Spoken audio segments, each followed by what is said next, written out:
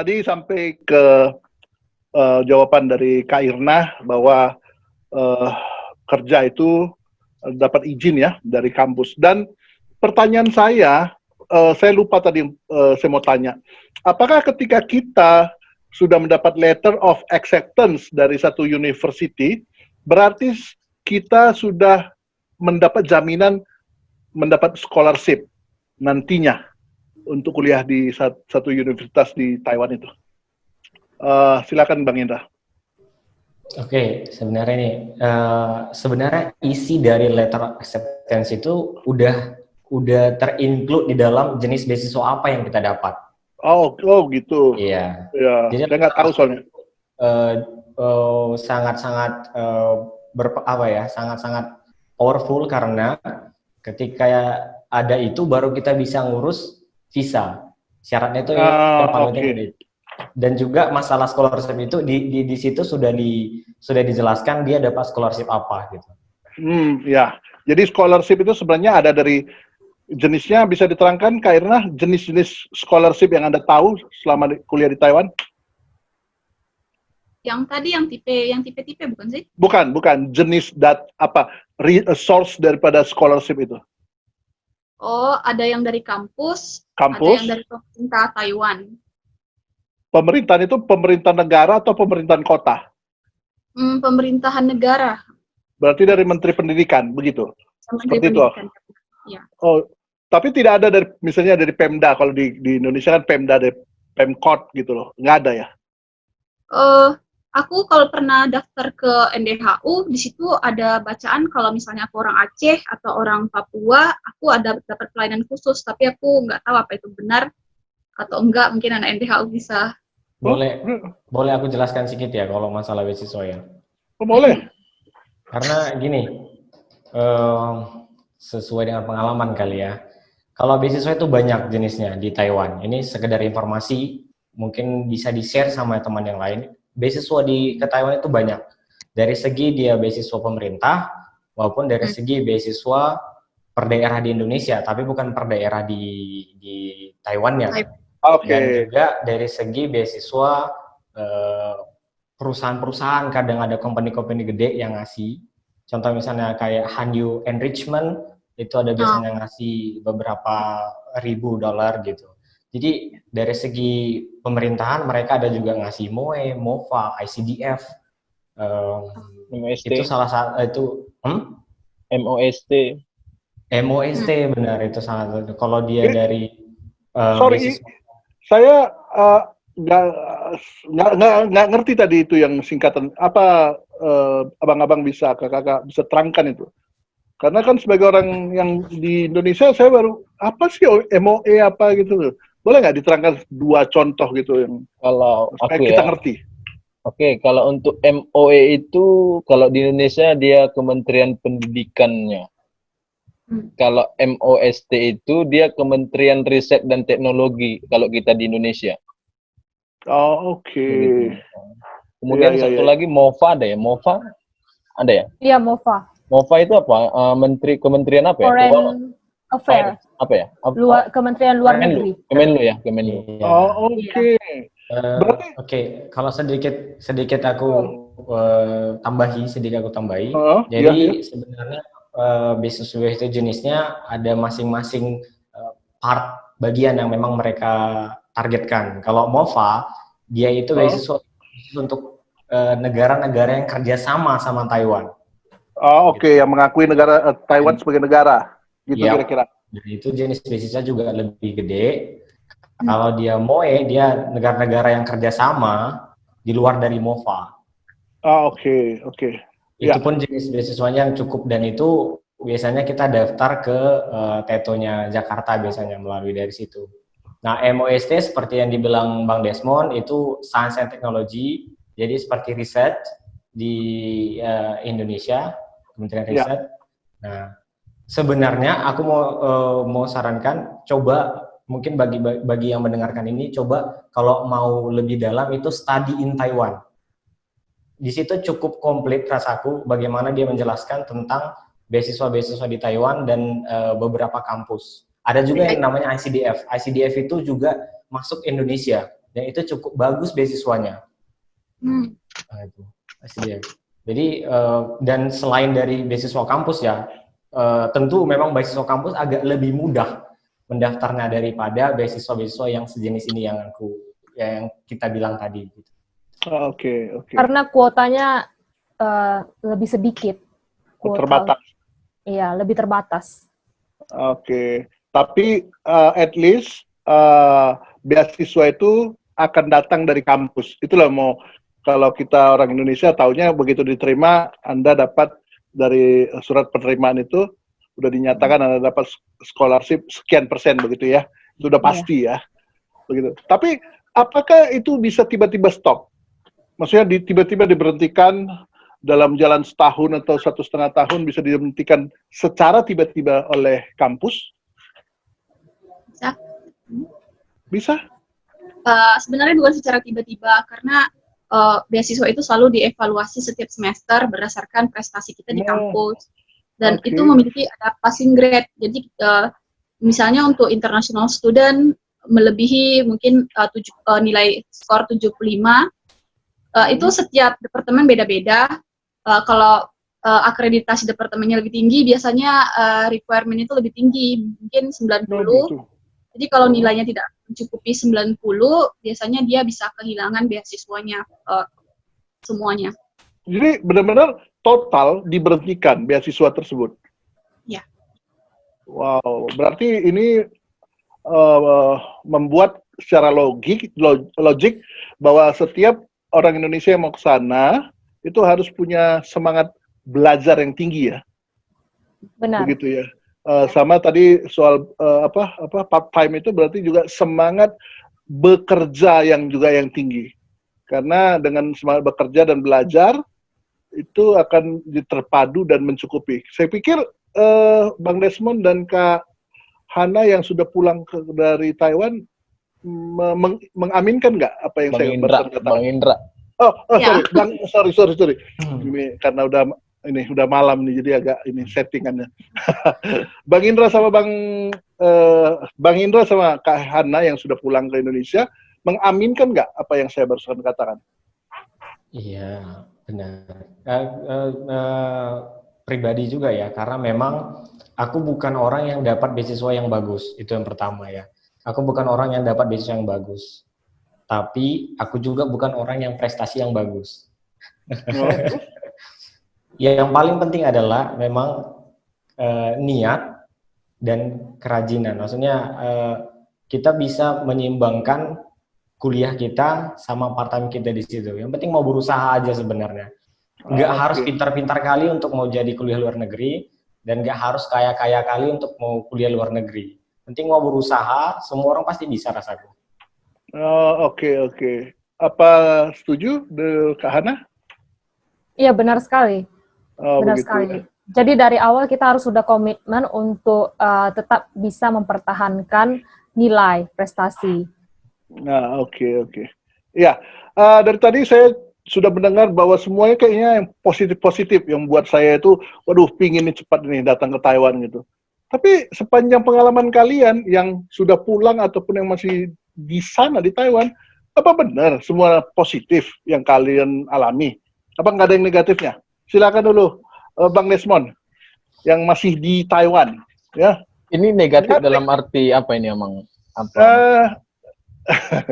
Dalam pengertian begini, tadi kan aman, pasti beasiswa, tapi apa nggak pernah mengalami macet beasiswanya, atau pas maaf ini, misalnya sakit, ternyata orang di Taiwan sana pada nggak pedulian, misalnya nggak kayak di Indonesia yang tetangga jarak jauh pun masih saling mau membantu gitu, misalnya seperti itu. Itu tadi, kalau aku pribadi pengalaman yang ku alami untuk negatifnya kayaknya puji Tuhan sampai saat ini nggak pernah aku dapatkan ya. Walaupun memang selama hampir 3 tahun di Taiwan ini, walaupun uang kuliah juga bayar, itu tadi kuncinya memang tadi yang dikatakan Bang Indra, Kak Irna, Kak Ana, itu harus berusaha. Harus berusaha, niat, dan paling utama jangan gengsi. gitu. Maksudnya Maksudnya begini, ketika memang kita dalam keadaan sulit keuangan, orang tua kita tidak mampu untuk mencukupi biaya, terus mungkin ada kesadaran untuk mau berusaha sendiri mencari uang, di Taiwan itu sangat terbuka untuk mahasiswa. Oke. Dalam Jadi artian mahasiswa itu cukup diterima untuk kerja part time untuk kerja part time. Tapi harus tahu juga untuk kerja part time di sini kita harus mau banting tulang, artinya memang babu kita di sini kasarnya, begitu. Artinya part time di sini itu ya memang harus mental kita harus kuat, jangan gengsi, kemudian ya mau berusaha begitu. Jadi ketika memang dalam keadaan sulit, dalam butuh uang, pekerjaan itu ada aja. Kemudian untuk mendapatkan itu memang harus membuka komunikasi dengan senior yang pernah di sini seperti itu. Oke. Jadi kita aku tambahi ya. Sebelum aku lupa ntar. Iya, monggo. Aku menambahi apa yang dibilang Bang Desmond, karena memang sebenarnya paradigma kita yang agak berbeda, paradigma Indonesia. Karena di negara-negara luar itu part-time itu udah biasa sebenarnya. Tapi mungkin terkadang karena paradigma orang Indonesia yang mungkin part-time, aku jadi waitress, aku jauh-jauh kuliah di Taiwan gitu loh. Aku jadi tukang kebun kuliah-kuliah di Taiwan. Itu yang membuat jadi sebenarnya kita harus menghilangkan gengsi seperti apa yang dibilang Bang Desmond begitu. Padahal sebenarnya orang Taiwan sendiri itu udah hal biasa, bahkan orang tuanya cukup mampu pun mereka bakal part-time untuk mendapatkan lebih gitu. Jadi sebenarnya paradigma itu yang harus diubah di Indonesia, yang bahwa di negara-negara maju pun itu sudah biasa untuk part-time begitu. Nah juga bermasalah tentang apa tadi ya, aku lupa, beasiswa juga itu hal yang biasa ketika memang beasiswa itu, karena nggak semua kampus bisa membuat beasiswa itu dari awal sampai akhir itu tetap gitu. Karena ada yang evaluasi setiap semester, ada yang evaluasi setiap tahun. Gitu. Jadi semester di Donghua sendiri dia semester pun dia itu cuma 4 atau 5 bulan, karena ketika liburan itu tidak ditanggung sama sekali. Jadi tetap kita harus berusaha di summer atau di winter, tetap kita harus ada effort lebih untuk mendapatkan uang lebih di sana gitu, kecuali yang memang orang tua kita cukup mampu untuk membiayai semua begitu. Tadi yang saya dengar dari Bang Indra bahwa Anda sendiri mengatakan prestasi yang masih biasa-biasa, terus scholarship-nya juga yang nggak tinggi-tinggi banget. Terus saya rasa itu juga bisa menjadi pengalaman yang nggak menyenangkan ya di Taiwan. Yang pernahkah Anda mengalami hal-hal yang tidak menyenangkan begitu, yang negatif tadi yang saya ingin tanyakan gitu? Ya, itu juga ya, aku mau menambah yang negatif ya. Mungkin positifnya sudah kita bilang ya, negara paling teraman di dunia itu termasuk Taiwan.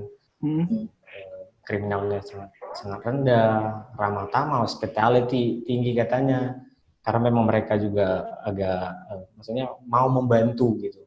Mereka kalau udah membantu itu fully membantu dari awal sampai akhir, mereka membantu, walaupun negatifnya adalah lack of language barrier katanya. Jadi bahasanya mungkin sebagian orang yang mengira Taiwan itu sudah internasional gitu kan, mereka berusaha untuk membuat negara mereka itu internasional dengan cara mendatangkan foreigner sebanyak-banyaknya.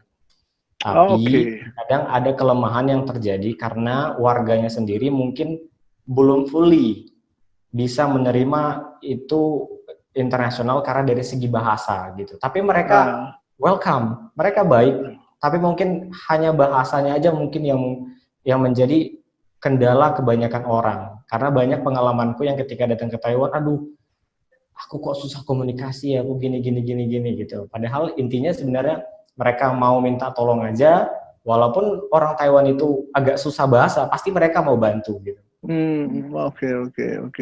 Oke. Jadi negatifnya itu adalah komunikasi yang sebenarnya menjadi kendala karena banyak masyarakat Taiwan yang tidak paham berbahasa Inggris ya, gitu ya. Ya. Oke, Benar. saya kembali ke Kak Hana, bicara soal part time. Selama berapa puluh tahun saya mahasiswa di Indonesia, kayaknya saya nggak pernah ketemu ada satu masa ketika liburan maka kita yang kuliah di Indonesia udah langsung tukar-tukaran ini info, oh di sana kita nanti bisa untuk part time atau apa. Jadi orang Indonesia, mahasiswa Indonesia memang tidak pernah, maksudnya jarang sekali untuk berpikir kerja part time selama kuliah. Karena pengalaman saya, begitu uang kuliah habis tinggal angkat telepon kan, atau juga SMS, atau nulis surat buat mama gitu kan. Mak, Pak, ini uang udah habis, tolonglah kirim, kan gitu ya. Jadi, coba Kak Hana ceritakan, apakah di situ juga merupakan kendala bagi orang Indonesia sebenarnya untuk seperti yang Bang Indra katakan bahwa paradigma itu jadi terbentuk seperti malu atau apa gitu. Monggo, Kak Hana. Menurut saya sih, ya kita harus punya komitmen dulu. Kalau kita mau merantau ya, apakah kita masih mau bergantung kepada orang tua, atau kita mau berusaha gitu. Harus dari awal udah harus ada komitmen itu dulu. Kalau kita mau berusaha sendiri, berusaha hidup mandiri, ya kita pasti akan mencari cara, jalan keluar untuk bisa bertahan hidup di dunia, di negeri orang. Nah, jadi dari komitmen itu sendiri, kita akan tergerak untuk mencari informasi pertama dari senior-senior kita. Kita harus buka yang namanya jaringan. Yaitu ya mulailah masuk organisasi, tidak hanya sibuk belajar, tapi ikutlah berorganisasi. Entah secara internasional atau sesama mahasiswa Indonesia yang ada di Taiwan. Dan apakah Anda punya hal-hal yang, maksudnya pengalaman yang negatif yang tadi saya tanyakan selama di Taiwan? Kalau pengalaman yang negatif, mungkin ya sama dengan yang dibilang Bang Indra tadi, yaitu language barrier, karena nggak semua masyarakat warga Taiwan itu bisa berbahasa Inggris. Jadi kita harus sudah setidaknya mempelajari basic Mandarin yang kita pelajari, yang kita dapatkan dari studi di kampus. Dan perlu saya kasih informasi bahwa di Taiwan sendiri, saat kita sudah mendapatkan beasiswa, kita dikasih kesempatan untuk belajar Mandarin selama 1 tahun. Jadi dengan skill Mandarin ini sudah cukup untuk kita berkomunikasi dengan warga lokalnya. Setidaknya udah bisa belanja di pasar lah ya. Iya. Oke. Karena itu yang paling penting. Karena itu kan memenuhi kebutuhan dasar hidup kita gitu ya. Bagaimana Kak Irna, apakah ada hal yang negatif yang mungkin selain komunikasi yang pernah Anda alami? Mungkin kebiasaan, aku dengar kebiasaan orang Taiwan itu suka minum minuman keras. Dan awalnya selama tinggal di asrama sih, aku karena di asrama nggak pernah ngalamin hal-hal yang gitu kayak gitu kan, karena itu di luar dari di dalam area kampus, jadi nggak ada yang minum atau gimana. Setelah aku pindah keluar kampus, iya benar, sering jumpa sama orang yang mabuk, yang suka teriak-teriak, berantem, tapi nggak sering. Bener, ya, banyak. Karena dulu aku bukan tinggal di lingkungan kuliahan, hampir semua di situ kalau bukan orang kerja, keluarga. Jadi pernah di sebelah kamarku ini, dia yang tinggal itu dia suka minum di kamar, hari-hari minum, jadi aku berisik, dia lagi teriak-teriak, mungkin dia lagi mabuk atau ya itu yang paling menurutku mengganggu kalau selama di sini, selama tinggal di luar lah, di luar kampus. Tapi Berarti mereka nggak ganggu kita atau dia nggak nyakitin kita. Cuman kan kita merasa suara kurang nyaman aja gitu. kurang nyaman ya. Berarti kalau kos-kosan di luaran yang di luar kampus, maksudnya kalau di Taiwan itu biasa ya, sebelah-sebelahan itu laki perempuan gitu ya. Kan kalau di Eh, Indonesia khusus wanita, khusus pria kan gitu, lebih banyak seperti itu ya. iya. Kalau di sini sih nggak ada masalah sih. Laki-laki, Oke. perempuan, iya. Oh, Tetangga-tetangga juga. Ada keluarga, ada laki-laki aja. Oke, ya. Tapi intinya sedikit berbeda ya dengan kultur Indonesia dalam kos-kosannya. Oke, rasanya kalau saya mendengar keterangan dari abang-abang dan kakak-kakak, aduh, rasanya ini gimana ya, secepat-cepatnya mau masuk apa namanya mahasiswa di Taiwan. Tapi bisa nggak, kapan yang sebenarnya penerimaan mahasiswa baru di Taiwan? Boleh nggak ada yang kalian kasih masukan dari UN, ya lah, maklum orang Indonesia agak susah bilang UNC. Oke, dari UNC dulu.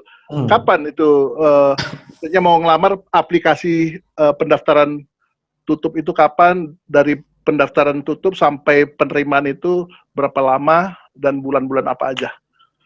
Monggo, Kak Hana. Kalau dari UNC sendiri, itu khusus beasiswa kampus dibuka 2 kali setahun, pada spring semester sama fall semester. Kalau fall semester, pendaftarannya itu buka sekitar mulai bulan Maret hingga April. Ya, jadi April. ya, sedangkan yang spring semester buka pendaftarannya dari bulan September hingga November. Oke, ya. Iya. Oke. Jadi mesti dipantengin terus websitenya UNC ya. Oke. Iya.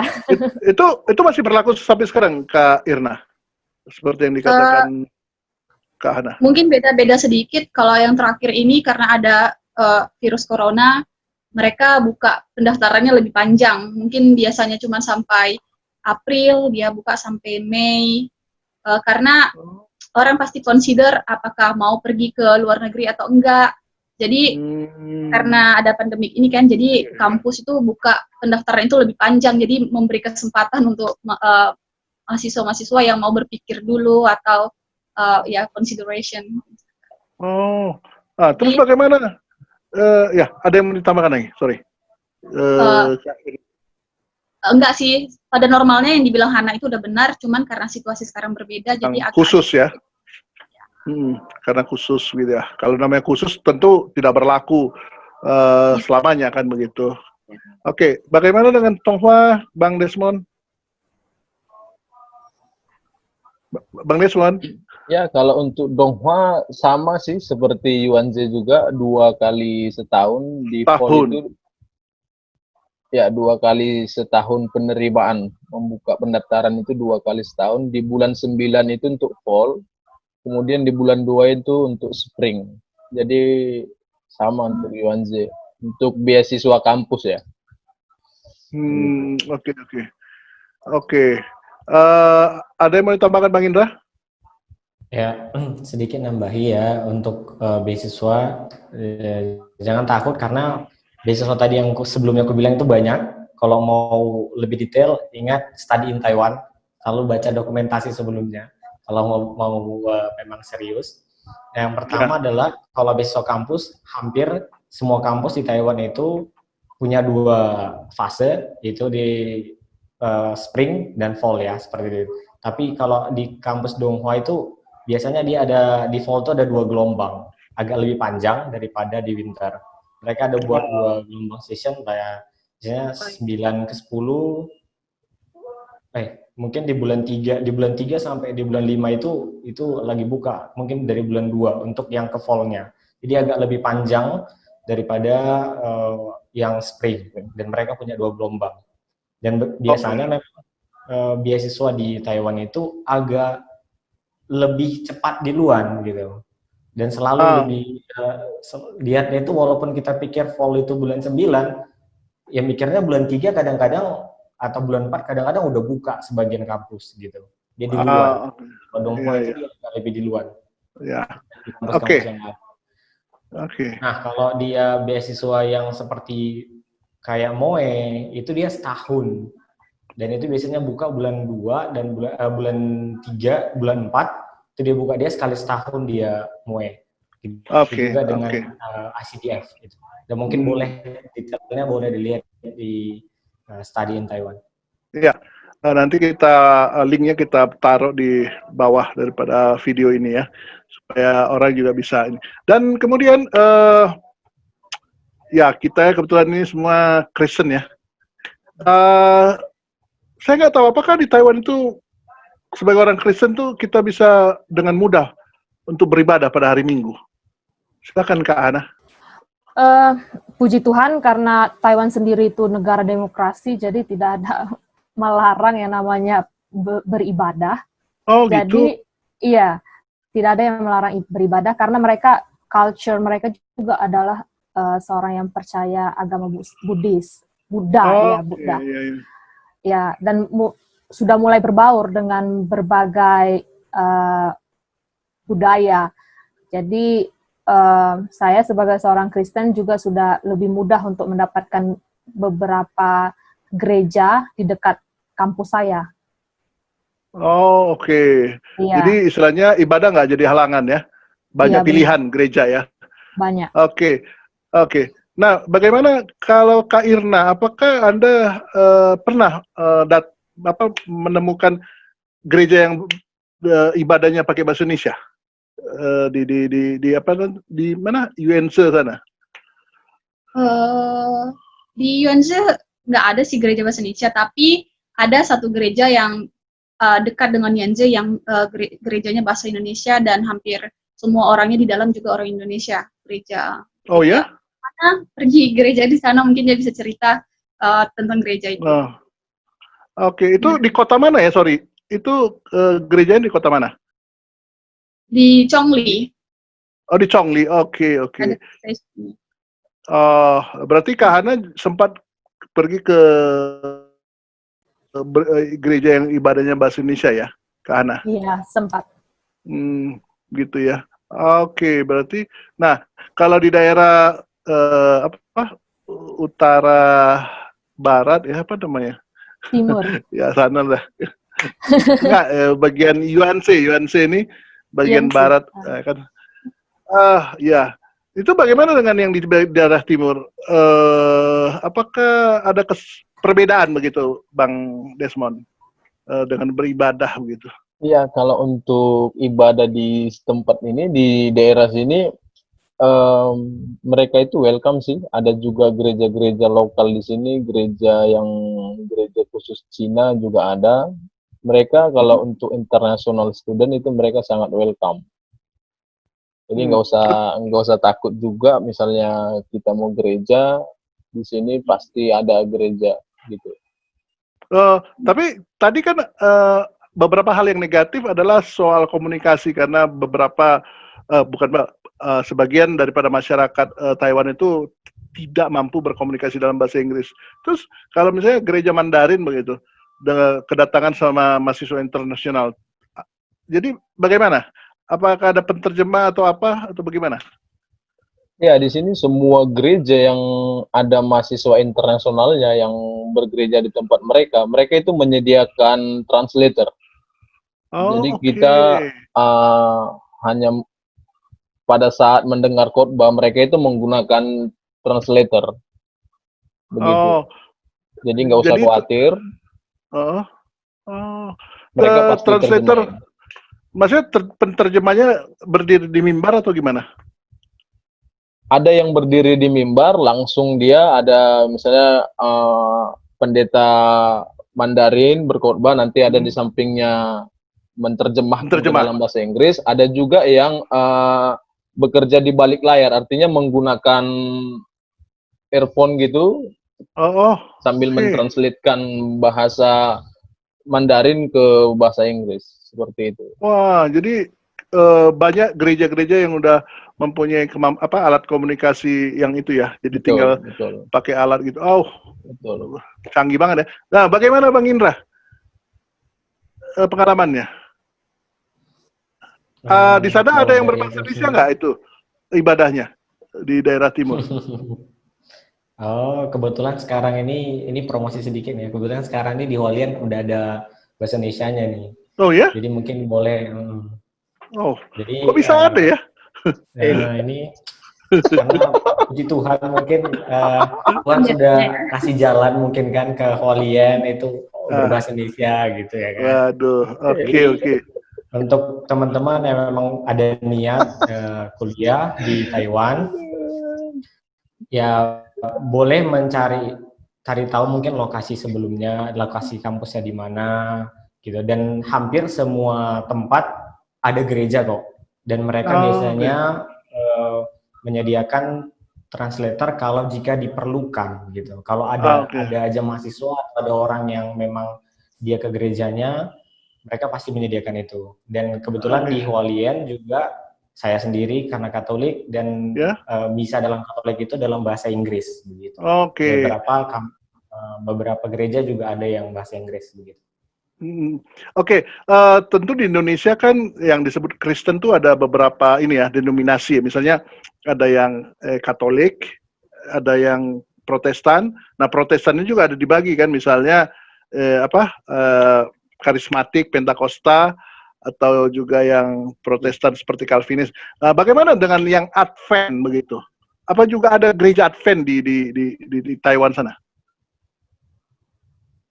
Oh iya, Ada. saya juga punya beberapa teman yang alirannya Advent dan mereka langsung dapat informasi dekat di daerah kami di Taoyuan ada satu.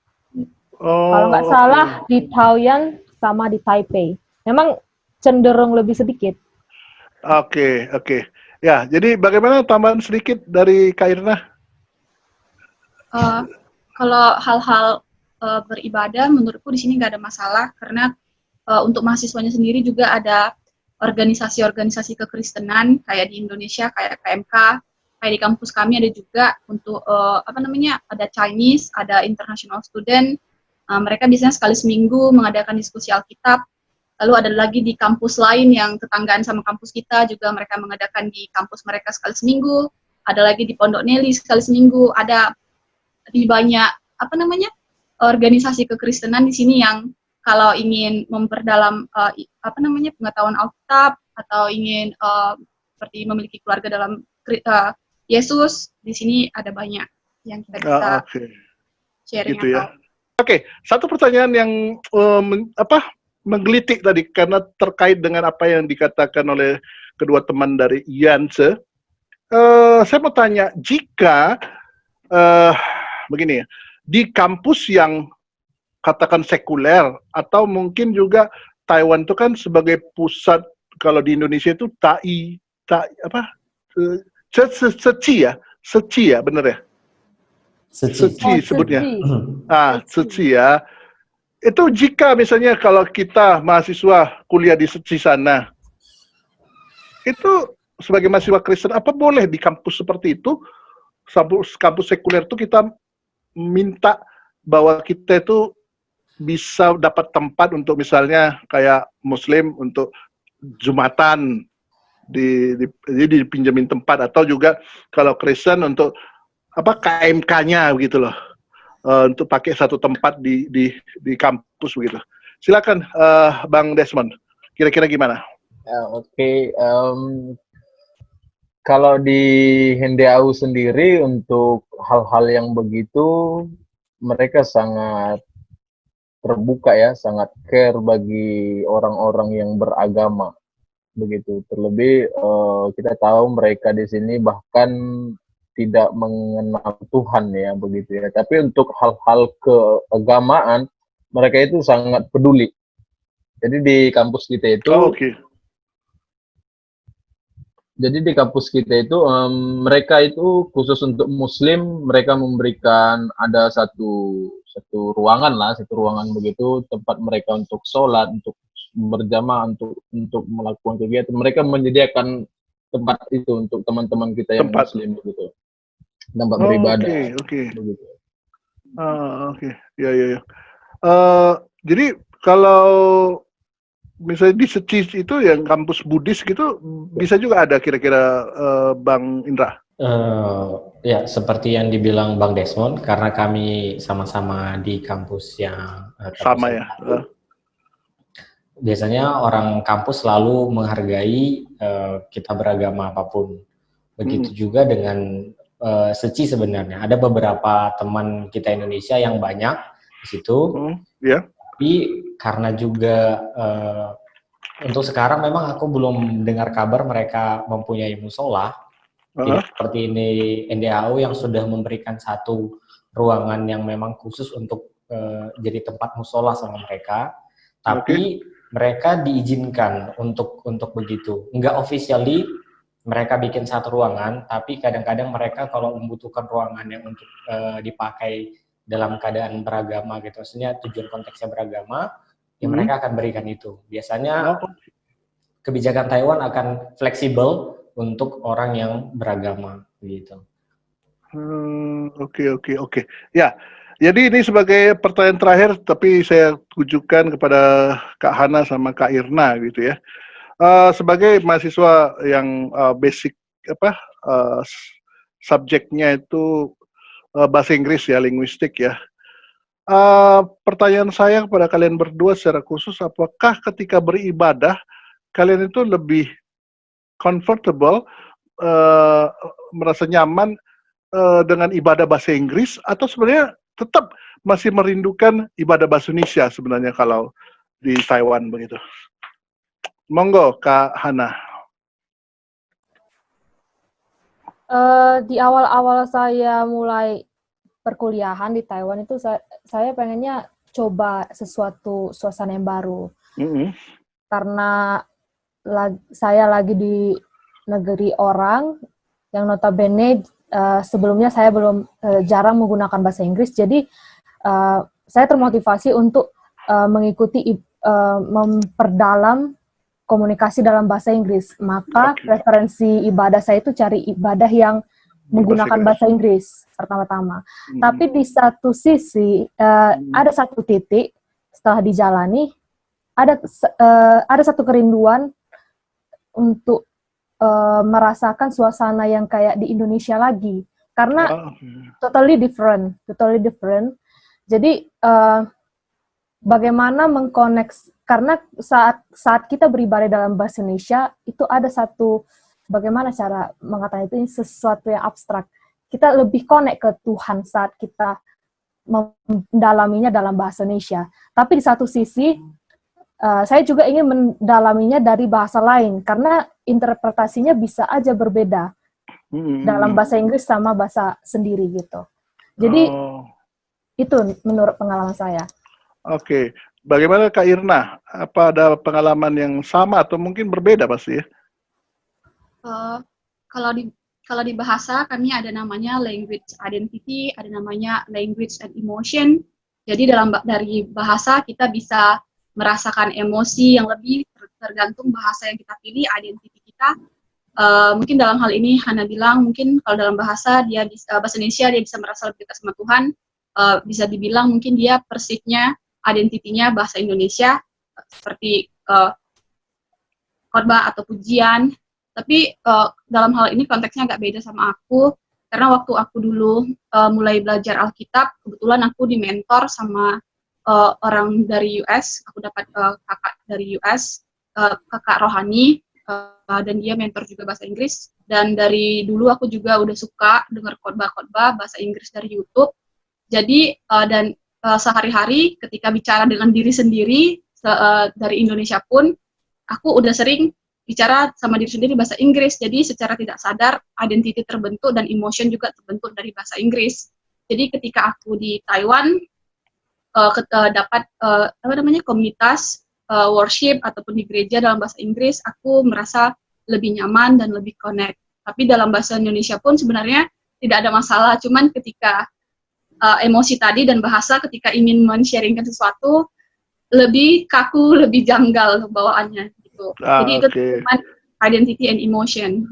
Ya, bukan ada linguistic competence or something. Oke, thank you.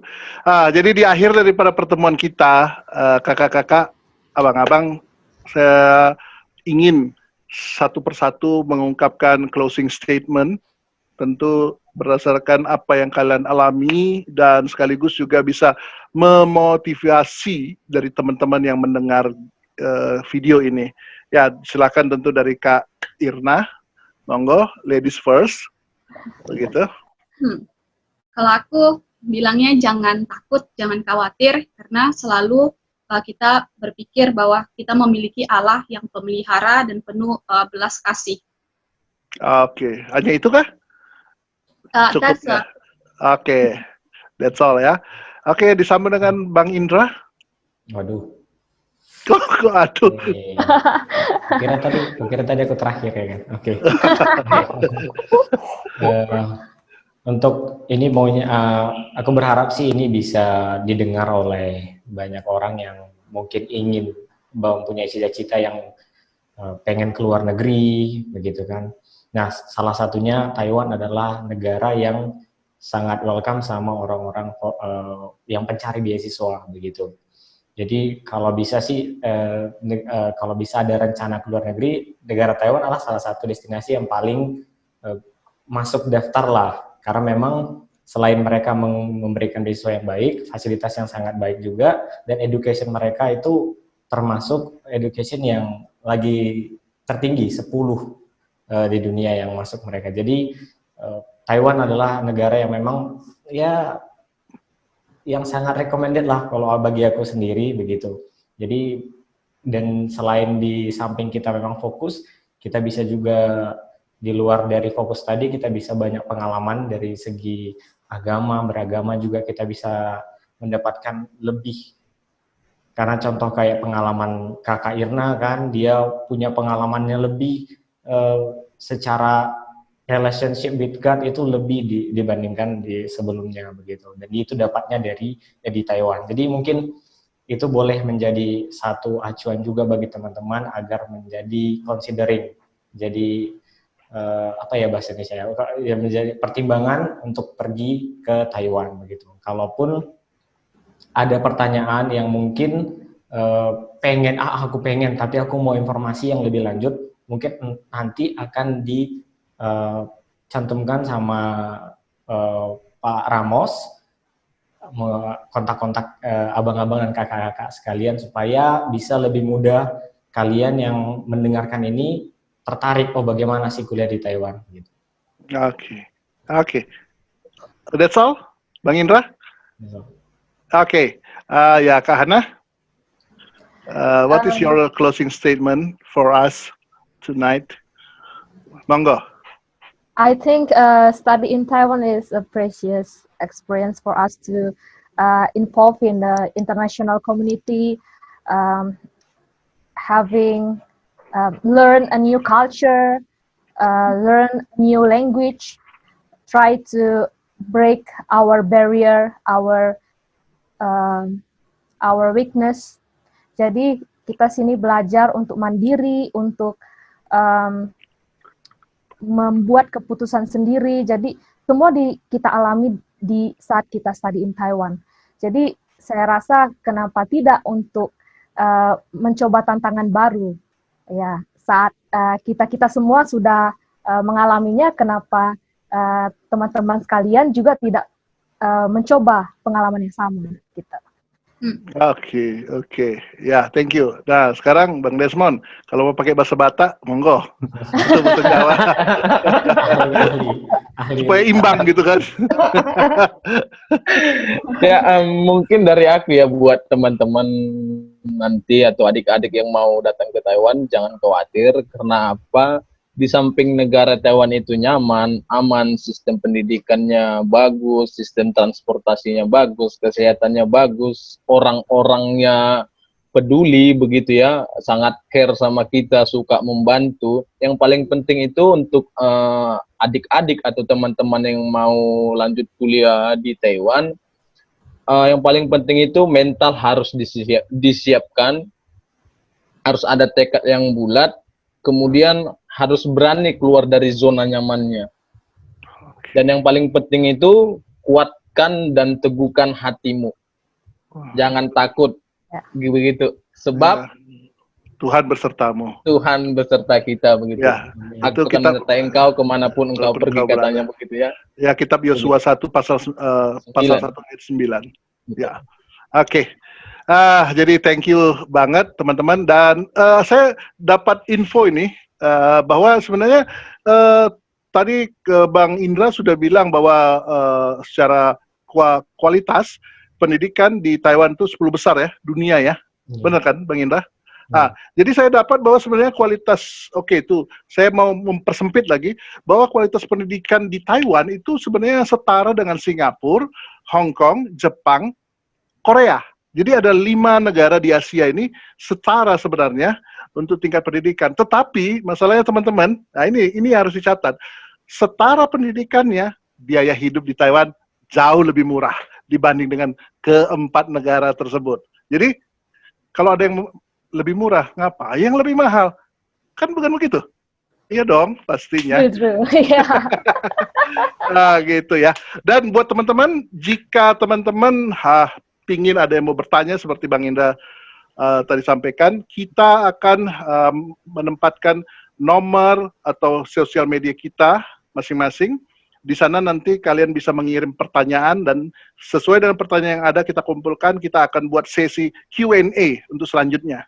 Jadi kami sangat berharap bahwa apa yang kami buat ini boleh menjadi berkat bagi teman-teman semua, dan kami memang benar-benar rindu.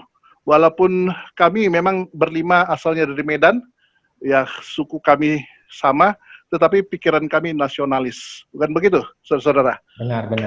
Benar kan? Benar. Nah, Iya. jadi supaya ini juga bisa, video ini bisa sampai ke timur Indonesia. Jadi nggak sampai cuman di WIB saja, tapi WIT dan Wita. Wita, begitu ya. Oke, jadi thank you banget teman-teman dan narasumber semua. Lain kali kita akan melanjutkan dengan tema yang lainnya. Oke, bye. God bless you. Bye-bye. God bless. Oke, cek.